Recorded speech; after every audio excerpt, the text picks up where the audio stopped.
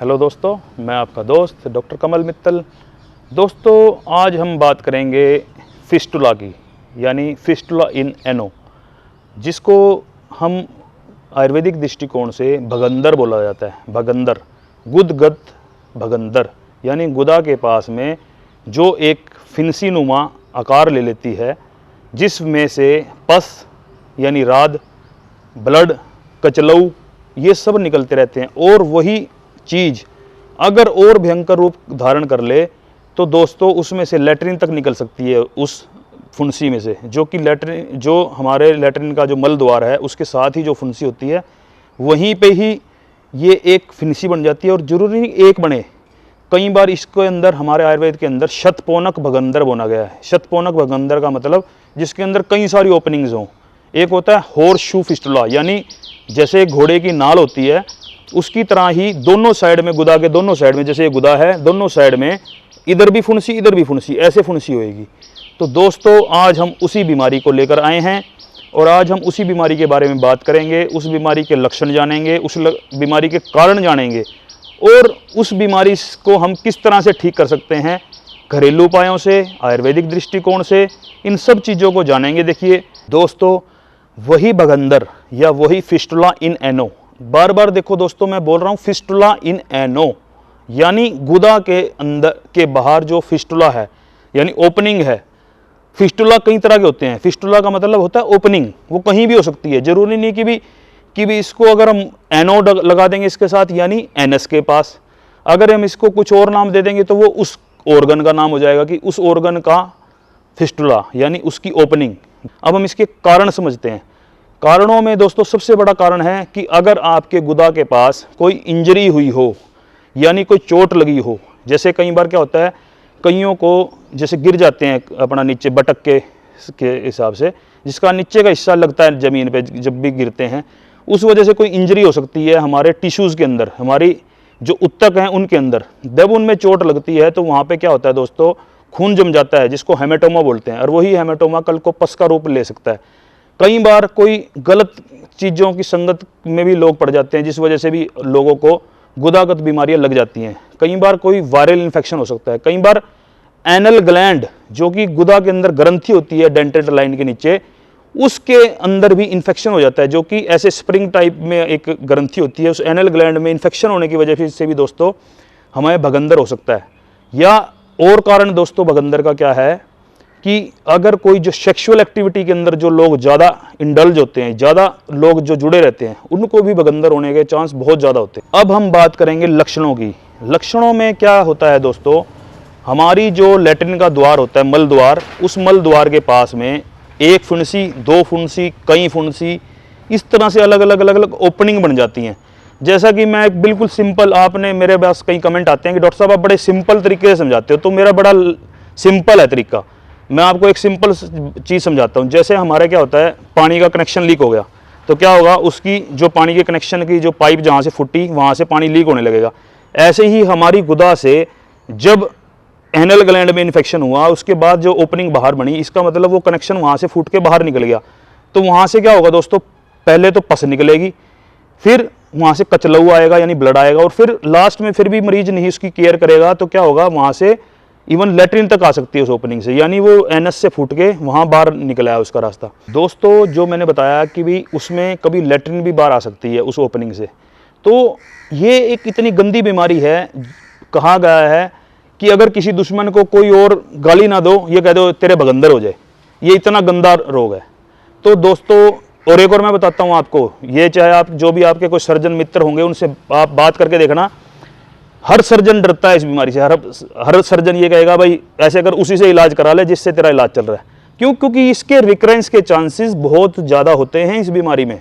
और मैं आपको ये दावा देता हूँ कि हमारे आयुर्वेद के अंदर जो हम क्षारसूत्र पद्धति से इसका इलाज करते हैं वो एक इतना कारगर इलाज है, जो हमारे पास इवन PGI से भी मेरे पास पेशेंट आए हैं जिनको वहाँ से सर्जरी करवाई और ऑपरेट करवाने के बाद भी दोबारा रिकरेंस हुई, और हमने फिर उसको क्षारसूत्र के थ्रू यहाँ इलाज दिया अपने सेंटर पे करनाल में, और वो ठीक होके गए। और ये दोस्तों हमारे लिए आयुर्वेदिक आयुर्वेदिक डॉक्टर होने के नाते हमारे लिए एक बहुत बड़ी अचीवमेंट है आयुर्वेदिक डॉक्टरों के लिए कि हमारी पद्धति में ऐसा एक हमारे पास गुण है क्षारसूत्र का कि जिसके अंदर गुदागत बीमारियों का रामबाण इलाज है हमारे पास। हमने बताया आपको कि भी ओपनिंग हुई। अब इसके अंदर ये जानेंगे कि घरेलू उपाय क्या करें। घरेलू उपायों के अंदर तो दोस्तों आपको मैं बता देता हूँ, बड़ा सिंपल सा तरीका है। इस ओपनिंग से दोस्तों एक तो लक्षणों में हमें दर्द होगा, फिंसी के अंदर जहाँ से ये पस निकल रही होगी वहाँ पे पेन होगा, और जैसे मैंने बताया कि एब्सेस बनेगी, एब्सेस से जैसे कारण में मैंने बताया एब्सेस बनेगी, उससे भगंदर होगा, तो जो एब्सेस बनी है उससे राहत निकलेगी और एक दर्द होगा। ये दो मेन लक्षण होते हैं कि भी जो पस निकलेगी वहाँ से कचलऊ निकलेगा और दर्द होगा। तो और ये क्या होगा, इससे अंडरवियर खराब होते रहेंगे, मेल में है तब भी फीमेल में है तब भी, मतलब वो अपने आप में एक अच्छा फील नहीं करेगा। वो कहेगा जी चिपचिपाहट रहती है सारा दिन डॉक्टर साहब, चिपचिपाहट रहती है, मतलब हम तो तंग हो गए, कितनी कॉटन लगाऊं कितनी कॉटन लगाऊं, हर बार कॉटन लगाती हूं तो ऐसा लगता है कि भी अपने आप से ही घिन आने लगी है। मतलब ये एक शब्द मैं सुनता हूं ना जब मरीज मुझे बोलता है कि डॉक्टर साहब अपने आप से ही घिन आने लगी है, तो ये ऐसा लगता है कि ये कितना गंदा रोग होगा ये, है ना। तो दोस्तों उसी रोग के अब हम पहले तो घरेलू उपाय समझेंगे और उसके बाद फिर उसके आयुर्वेदिक उपाय समझेंगे। घरेलू उपायों में क्या करना है आपने, घरेलू उपायों के अंदर दोस्तों आप क्या करें, आप कपूर ले लें, कपूर को सरसों के तेल के अंदर आप उसको कूट के कपूर को और सरसों के तेल में उसका लेप बना लें, और उस लेप को आप क्या करें कॉटन पे ले लें। ये आखी का पत्ता होता है दोस्तों, उस आखी के पत्ते पे लगा के, आखी का पत्ते को पहले धो लें, फिर उसको लेप को लगा के और जहाँ आपके भगंदर है उस पार्ट पे रख दें और टेप लगा दें और उसको लगा रहने दें, जिससे वहाँ ठंडक पड़े आपको और वो जो गंध है वो सूखे। दूसरा इसमें आप क्या करना है दोस्तों, फिटकड़ी ले लें, फिटकड़ी को कूट के चूरा कर लें, उसके 2 चुंटी गर्म पानी का तसड़ा या टब ले लें जिसमें बैठ सकें, उस बैठ के उसमें खोल बंद की एक्सरसाइज करें, जिससे वो पानी उस ओपनिंग से गुदा तक जा सके और आपकी सफाई रह सके। कई बार इवन लोगों को गंद लगा रह जाता है वहाँ पे जो, तो उसकी सफाई हो सके। अब हम बात करेंगे आयुर्वेदिक इलाज। दोस्तों जैसा कि मैंने बताया आपको कि इस बीमारी से तो सर्जन भी डरते हैं, तो आपको एक मैं सिंपल सी और स्पष्ट बात करूं तो ये है कि कितने भी जतन कर लो ये बीमारी ऐसे जाने वाली नहीं।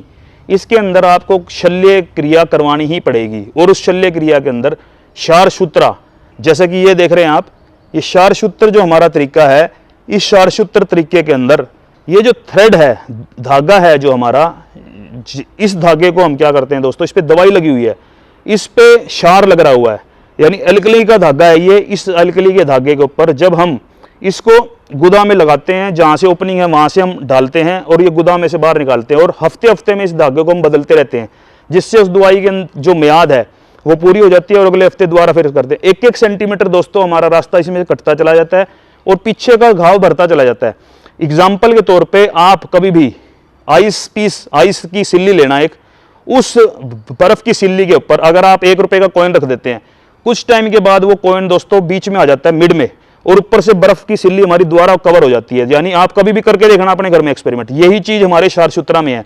यानी वहां पे हीलिंग और कटिंग दोनों प्रोसीजर इकट्ठे होते हैं, जिससे क्या होता है दोस्तों, एक तो हमारे जो भगंदर के अंदर जो सर्जन डरने का मतलब क्यों है कि उसमें हमारे जो स्पिंक्टर्स हैं, एक्सटर्नल स्पिंक्टर्स और इंटरनल स्पिंक्टर 2 होते हैं, वो कट जाते हैं, जिस वजह से इनकंटीनेंस हो जाती है, यानी लैट्रिन कब आई नहीं आई मरीज को पता नहीं लगता, उसके बार बार कपड़े खराब होते रहते हैं, ऐसी हालत हो जाती है उसकी कि भी जो पहले भी खराब थी और अब भी खराब है।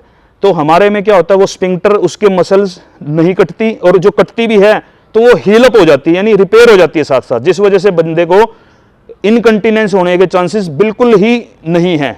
तो इसलिए मैं कह रहा हूं कि भी जहां उन लोगों के अंदर मान लो एक ये इस बीमारी के अंदर मान लो दिक्कत है, वहां हम अपनी इस चीज में, मुझे एक आयुर्वेदिक फिजिशियन, आयुर्वेदिक डॉक्टर होने पे गर्व है कि हम उस बीमारी को इलाज करते हैं और बड़े छाती ठोक के कहते हैं कि नहीं हम इसको ठीक करेंगे। दोस्तों इसके अंदर एक तो हमने बताया कि क्षारसूत्र प्रक्रिया हम करते हैं, उसके अंदर क्या है दोस्तों, बिल्कुल भी हॉस्पिटलाइज होने की जरूरत नहीं।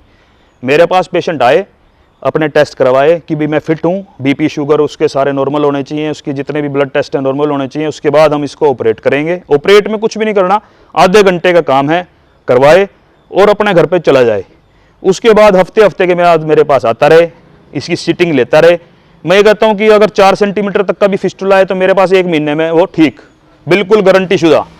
और दोस्तों इसके साथ में अभ्यारिष्ट की जो शीशी है वो आप लेते रहें बाजार से, 3 चम्मच दवाई 3 चम्मच पानी मिलाकर भोजन के बाद खाएं, मतलब पिएं उसको, और साथ में त्रिफला चूर्ण रात्रि को 1 चम्मच गर्म पानी से, गुनगुने पानी से ले सकते हैं। खान पान का सिस्टम बढ़िया रखना है कि जिसके अंदर जितने भी रफेज वाले फ्रूट्स हैं, पपीता है और सलाद है, ककड़ी है, खीरा है ना, इन चीज़ों को खाना है ज़्यादातर। मसाले की और लाल मिर्चें, हरी मिर्चें, काली मिर्चें, तीनों मिर्चें इसमें बंद होती हैं दोस्तों। तीनों मिर्चों का बंद करके जो खान पान बताए खान पान करें। और मैं ये कहता हूँ कि गारंटी शुदा मेरे पास इस भगंदर की बीमारी का इलाज है। आप एक बार मुझे सेवा का मौका दें। इन्हीं शब्दों के साथ मैं विराम लेता हूँ अपनी वाणी को। जय आयुर्वेद, जय भारत।